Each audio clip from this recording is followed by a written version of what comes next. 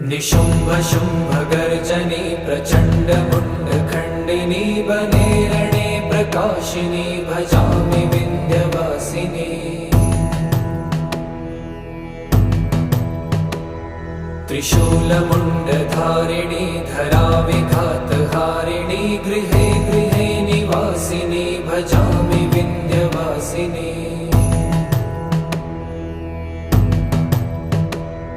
दरिद्र दुःखहारिणी सदा विभूतिकारिणी वियोगशोकहारिणी भजामि विन्ध्यवासिनी।